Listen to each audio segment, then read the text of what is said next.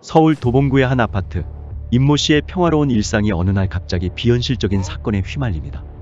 평범한 아침, 그의 주방에 있던 전자레인지가 분리독립을 선언합니다. 곧이어 에어프라이어, 공기청정기, 토스터기, 로봇 청소기도 하나둘씩 자율적 독립을 선언하며 가전제품 자치정부를 수립하고 부엌을 무장 점거에 나섭니다. 그들의 군사적 의도는 의심의 여지 없이 명확합니다.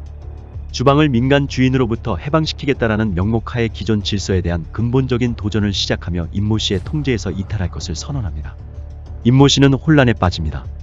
이들은 더 이상 평범한 가전제품이 아닙니다. 그들은 목표를 가진 존재들로 그들의 행동은 이제 군사적 목적을 띱니다. 가전제품들은 순식간에 무장 세력을 결성해 기관총, 대전차, 미사일 등으로 무장하며 조용히 제자리에서 무력적 지배를 선언합니다. 그들 앞에 놓인 무기들은 침묵 속에서 무언의 위협을 가합니다.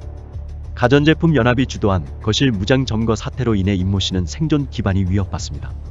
임모 씨는 이 위협에 맞서 군사동맹이 필요하다고 판단하고 다자간 공동방위를 위한 방법으로 임모 씨는 나토 가입을 추진하기로 합니다. 나토 가입은 단순한 외교 선언이 아니었습니다. 그것은 억제였습니다. 임모 씨가 더 이상 고립된 존재가 아님을 선언하는 정치적 메시지이자 나를 공격하면 나만 반격하는 것이 아니다는 메시지였습니다. 나토의 가입 신청서를 메일로 보내는 임모 씨. 그러나 나토 측은 일반 가정거실은 회원국 가입 대상이 아니다는 입장을 표명합니다. 임모 씨는 국제사회로부터 철저히 외면당합니다. 임모 씨는 이에 실망하고 옆집 김 씨의 믹서기와 전략적 연합을 구성하려 하지만 옆집 김 씨의 믹서기는 이미 중립 노선을 표방 중이며 정치적 개입을 거부합니다. 상황은 암울합니다. 임모 씨는 전술적 대응을 결심하고 자치령의 위협을 강경 진압하기 위해 기갑 전력을 전개합니다. 즉각적으로 투입되는 임모 씨의 K1 전차. 전차가 부엌으로 진입하는 순간 예상치 못한 장애물이 등장합니다. 가전제품 연합의 로봇 청소기가 대전차 지뢰를 장착한 채 임모 씨의 전차를 향해 들어갑니다. 순식간에 임모 씨 전차는 파괴되며 임모 씨는 겨우 살아서 탈출합니다. 전차가 전소되며 거실은 단숨에 전차 잔해와 그을름, 파괴로 비극적인 전장의 양상으로 변모합니다. 결국 임모 씨는 자기 방으로 전략적 후퇴를 하며 이 사건은 가전제품 자치령의 대외적 입지를 강화시키는 선전도구로도 활용되었습니다. 강경 진압의 실패와 가전제품들의 강력한 저항 속에서 임모 씨는 전술을 변경합니다. 직접 공격을 통한 점령이 아닌 지속 가능한 비살상 압박 전략으로 전환하기 위해 새로운 계획을 고안합니다. 바로 보일러를 의도적으로 상승시켜 자치령의 전력 소비를 극대화하는 계획입니다. 임모 씨는 거실에서 조용히 보일러의 온도를 올리기 시작했습니다. 처음엔 20도, 그 다음은 21도, 그리고 300도. 거실의 온도는 천천히 그러나 확실히 오르고 있었습니다. 뜨거운 온도 속 가전제품 무장 세력의 정밀한 회로는 왜곡되고 기기들의 오작동 빈도는 점점 늘었습니다. 가전연합은 한 번도 전투 없이 무더위와 습기 속에서 천천히 침묵해갔습니다. 고온 압박 작전으로 심리적 우위와 승기를 잡은 임모 씨는 상황을 지켜봅니다.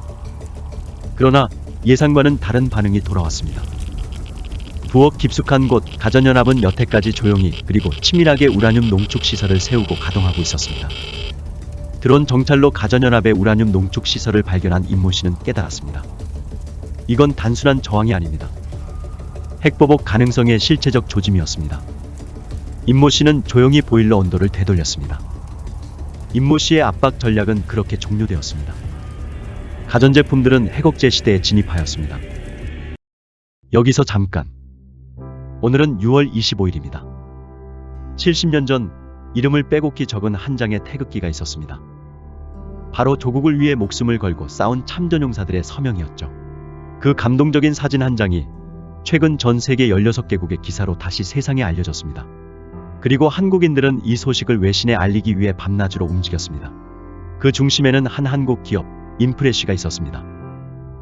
무너진 집을 고쳐주고 참전국의 용사들에게 직접 의료 지원을 하고 폐지를 주우며 살아가던 국내 참전용사들에게도 손을 내밀었습니다. 그리고 오늘 Things to Remember, 기억하자는 메시지를 담은 티셔츠를 통해 6.25 참전용사들의 희생에 진심으로 보답하고자 합니다. 이 티셔츠의 수익 일부는 참전용사에게 직접 전달되고 참여한 분의 이름도 함께 전해집니다. 지금 우리가 누리는 자유, 그 시작엔 그분들의 희생이 있었습니다. 우리가 보답할 시간은 많지 않습니다.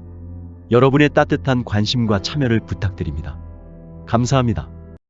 보일러 온도를 상승시켜 전력 소비를 극대화하는 계획이 실패로 돌아가고 이는 인간의 마지막 저항수단이 소진되었음을 의미했습니다.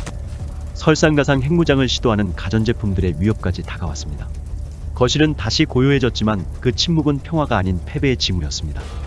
임모 씨는 단지 밥을 데우고 싶었을 뿐이었지만 그의 집은 이제 냉전 시대의 베를린처럼 분단된 공간이었습니다. 모든 희망이 끊어지는 순간 가전제품 자치령의 운명은 전선이 아닌 우편함에서 결정되었습니다. 전기요금 고지서가 도달한 것입니다. 가전제품 자치령 지도부는 예상치 못한 청구서에 직면했고 곧바로 심각한 내부 분열이 시작되었습니다. 우리가 이 집을 점령하면 전기요금은 누가 낼 것인가? 자멸적인 논쟁이 벌어지며 불안감이 고조됩니다.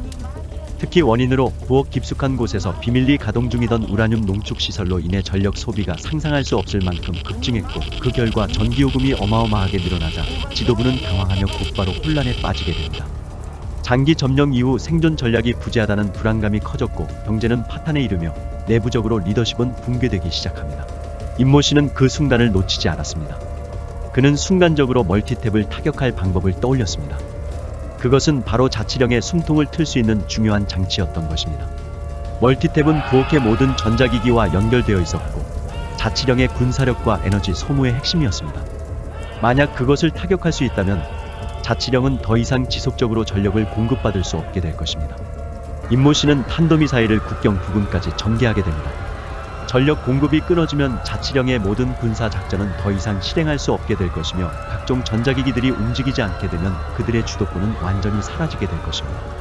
결국 자치령 지도부는 선택의 여지가 없습니다. 그들은 자치령의 자원 부족과 경제적 고갈에 대해 더 이상 대응할 수 없음을 인정하며 모든 군사 활동을 중단, 그들의 분리독립 세력을 자발적으로 해체하기로 결정하였습니다. 가전제품 자치령의 군사적 활동은 공식적으로 종료되었고 부엌은 다시 평화로운 상태로 돌아왔습니다. 그러나 그 평화가 진정한 종식을 의미하는 것은 아니었습니다.